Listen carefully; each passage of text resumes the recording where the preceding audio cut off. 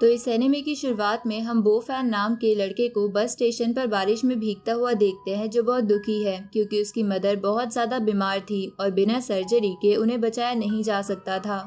लेकिन इसके लिए 50 के रुपीस की जरूरत थी, जो बो फैन के पास नहीं थे क्योंकि उसने बस हाल ही में मेडिकल लाइसेंस एग्जाम पास किया था और उसकी जॉब अभी नहीं लगी थी। इधर हम उसी बस स्टेशन से थोड़ी दूर कार में एक लड़की को देखते हैं जो चिल्लाकर एक लड़के को बार बार कॉल करने से मना कर रही थी क्योंकि वो लड़का उसके पीछे पड़ गया था। दूसरी तरफ बो फैन को समझ नहीं आ रहा था कि वो 50 के कैसे जमा करे। तभी उसकी नज़र एक छोटी बच्ची पर जाती है जो खेलते खेलते सड़क पर आ गई थी। तो बो फैन उसे बचाने के लिए तेजी से उसकी तरफ दौड़ता है और उस बच्ची को सड़क के साइड में धकेल देता है। लेकिन वो लड़की जो अभी चिल्ला रही थी वो अचानक से बो फैन के सामने आ जाने की वजह से ब्रेक नहीं लगा पाती और उसे ठोक देती है, जिसकी वजह से बो फैन के मुंह से खून निकलने लगता है और उसे लगता है कि यही उसका अंत है। उसी वक्त बो फैन को पुरानी बातें याद आने लगती है कि उसने कई लोगों से पैसे मांगे थे पर सबने उसे घर से भगा दिया, बल्कि कई लोगों ने तो उसकी मदर के बारे में बुरा बुरा बोला था। तभी उसके गले का जेड चमकने लगता है। अब जैसे ही बो फैन जमीन पर गिरता है वो जेड गायब हो जाता है। उसी वक्त वो लड़की जिसका नाम चूचू है वो बो फैन के पास आ जाती है। साथ ही वहाँ और लोग इकट्ठा हो गए थे। इधर बो फैन अपने आप को एक अलग सी जगह पर पाता है और उसे समझ नहीं आ रहा था कि वो कहाँ पर है। तभी उसके पास एक ओल्ड मैन आता है और उससे कहता है कि मैं एक एंशिएंट डॉक्टर की स्पिरिट हूँ जो कई समय से सोई हुई थी, पर इतनी मुसीबत में भी उस बच्ची की काइंडनेस को देखकर मैं जाग गई। इसलिए अब वो ओल्ड मैन की स्पिरिट अपनी सारी मेडिसिन नॉलेज बो फैन के अंदर ट्रांसफर कर देती है ताकि वो उसका इस्तेमाल करके लोगों को बचा सके। साथ ही उसके पास कुछ मार्शल आर्ट्स टेक्निक्स भी आ गए थे। तो ये सब देखकर बो फैन बहुत ज्यादा खुश हो जाता है क्योंकि अब उसकी मदर ठीक हो सकती थी। लेकिन उसी वक्त बो फैन की आंखें खुलती है और वो अपने आप को हॉस्पिटल में पाता है। लेकिन वो देखता है कि इतना बुरा एक्सीडेंट होने के बाद भी उसे कुछ नहीं हुआ। तभी वो सोचता है कि जो उसने अभी अभी देखा क्या वो सपना है या सच, क्योंकि बो फैन को उस एंशिएंट डॉक्टर की बताई हुई सभी टेक्निक्स याद थी। तभी उसके पास चूचू आती है और कहती है कि तुम जाग गए। फिर वो उससे माफी मांगती है और उससे कहती है कि मुझे कल ही ड्राइविंग लाइसेंस मिला है, इसलिए प्लीज मेरी कंप्लेन मत करना वरना मैं मुश्किल में पड़ जाऊंगी। जिस पर बो फैन कहता है कि चिंता मत करो, मुझे कुछ नहीं हुआ है, इसलिए मैं तुम्हारी कंप्लेन नहीं करूंगा। तो चूचू बोलती है कि इस बात से तो मैं भी हैरान हूँ कि तुम इतने जल्दी ठीक कैसे हो गए, और डॉक्टर कह रहे थे कि ये चमत्कार से कम नहीं है। तभी बो फैन उठकर वहाँ से जाने लगता है। जहाँ जाते वक्त वो उससे कहता है कि मुझे एक इमरजेंसी है, इसलिए मेरे डिस्चार्ज का प्रोसीजर तुम संभाल लेना। इस पर चूचू उससे बोलती है कि डॉक्टर ने तुम्हें आराम करने के लिए बोला है। लेकिन बो फैन रुक नहीं रहा था। तो चूचू उससे कहती है कि मैंने तुम्हारे फोन में मेरा नंबर ऐड कर दिया है, तो तुम्हें कोई भी हेल्प चाहिए हो तो मुझे बोलना। इधर हम बो फैन की मदर को देखते हैं जो मर चुकी थी, इसलिए डॉक्टर नर्स से कह रहा था कि इनकी बॉडी आईसीयू से ले जाओ। तभी बो फैन वहाँ आ जाता है। उसे देखकर डॉक्टर पैसे लेने के लिए बो फैन से कहता है कि 50 के रुपीस जल्दी से ले आओ ताकि तुम्हारी मॉम की सर्जरी हो सके। लेकिन बो फैन उसे पीछे करके उस एंशिएंट डॉक्टर से मिली कुछ नीडल्स निकालता है, जिसे देखकर वो डॉक्टर कहता है तुम नीडल से क्या करना चाहते हो, क्या तुम मरने के बाद भी अपनी मॉम को दर्द देना चाहते हो। इधर बो फैन उन नीडल्स को देखकर सोचता है कि एंशिएंट मेडिसिन और ट्रेडिशनल चाइनीज मेडिसिन में ज्यादा फर्क नहीं है। इसके बाद वो अपनी स्पेशल आइज की मदद से अपनी मॉम को स्कैन करता है, जहाँ उसे पता चलता है कि उसकी मॉम के ब्रेन में कोई दिक्कत है। बीमारी का पता लगाने के बाद उस एंशिएंट डॉक्टर की दी हुई टेक्निक में से सॉल्यूशन ढूंढने लगता है, जहाँ उसे एक सॉल्यूशन मिल जाता है। जिसके बाद बो फैन उन नीडल्स को अपनी मॉम की बॉडी में अलग अलग जगह लगा देता है। लेकिन उस डॉक्टर को लग रहा था कि बो फैन पागल हो गया है, इसलिए वो उससे कहता है कि अपनी मॉम को यहाँ से ले जाकर जल्दी से उनका क्रियाक्रम कर दो, क्योंकि जितनी देर तक वो यहाँ रहेंगी उसका बिल और बढ़ता रहेगा। जिस पर बो फैन उससे कहता है कि मेरी मॉम मरी नहीं है तो मैं उनका क्रियाक्रम कैसे कर सकता हूँ।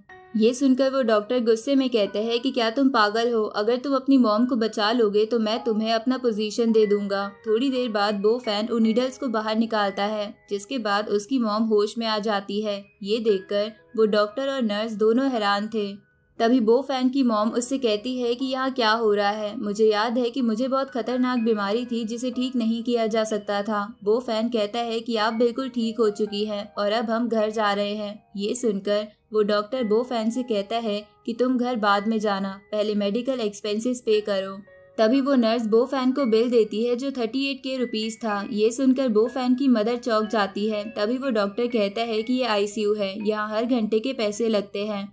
लेकिन उसी वक्त बो फैन वो बिल डॉक्टर के मुंह पर मारता है और कहता है कि क्या मैं तुम्हें बेवकूफ दिखता हूँ? मेरी मदर की ब्रेन में दिक्कत है और तुम इतने दिनों से मेरी मदर का हार्ट का इलाज कर रहे थे। ऊपर से तुम बिना किसी रीजन के उनकी बॉडी में कई सारे ग्लूकोज लगा चुके हो। तुम सच में पागल हो।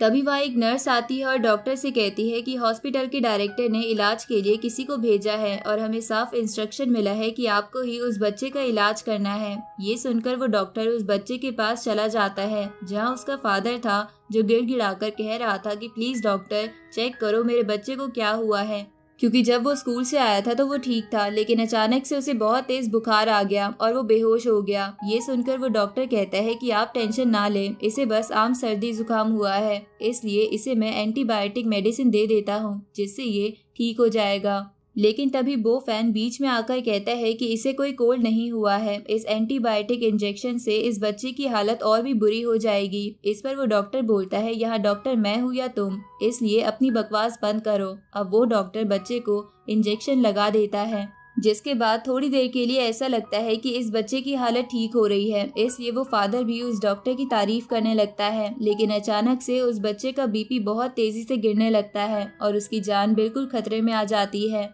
ये देखकर वो डॉक्टर घबरा जाता है तो वो फादर कहता है कि डॉक्टर प्लीज जल्दी कुछ कीजिए, मेरा ये इकलौता बच्चा है, मैं इसे नहीं खो सकता। लेकिन उस डॉक्टर को कुछ नहीं समझ आ रहा था कि अब वो क्या करे। तभी बो फैन बोलता है कि इसे कोई कोल्ड नहीं है, इसकी बॉडी में जहर है।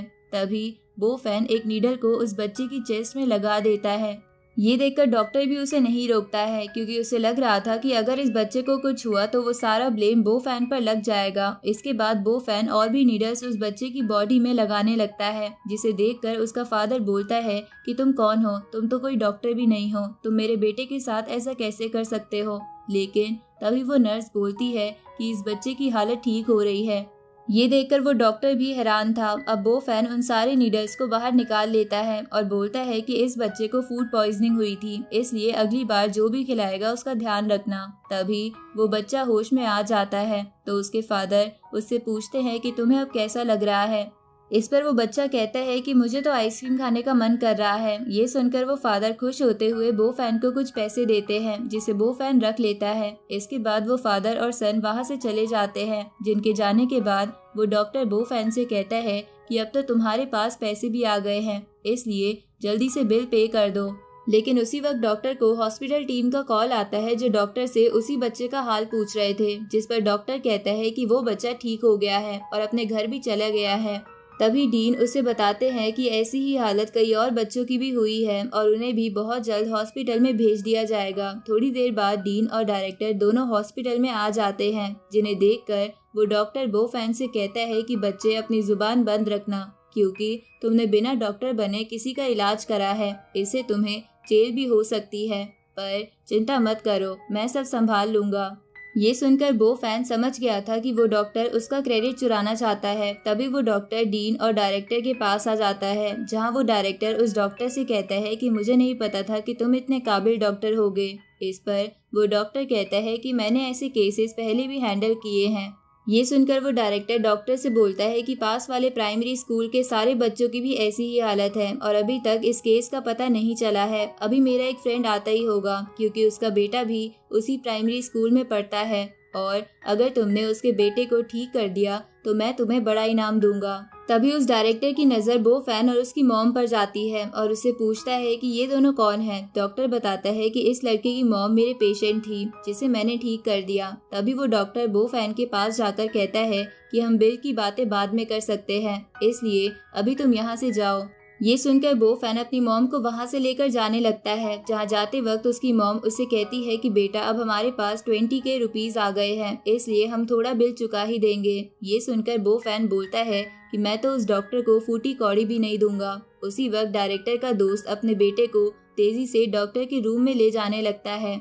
जिसे वो फैन भी देख लेता है। अब वो अमीर आदमी डायरेक्टर से कहता है कि प्लीज मेरे बेटे को जल्द से जल्द ठीक करने के लिए अच्छा डॉक्टर ढूंढो। इसे बहुत तेज बुखार है और मुझे डर है कि बुखार इसके दिमाग पर असर ना करे। ये सुनकर वो डॉक्टर उस डॉक्टर को इस बच्चे का इलाज करने को कहता है। तब वो डॉक्टर वो फैन की वो नीडल उठा लेता है। तभी वो अमीर आदमी डॉक्टर से कहता है कि अगर तुमने मेरे बेटे को ठीक कर दिया तो मैं तुम्हें अच्छा इनाम दूंगा। ये सुनकर वो डॉक्टर खुश हो जाता है। तभी वो डीन डॉक्टर से पूछता है कि तुम्हारे हाथ में ये नीडल क्यों है।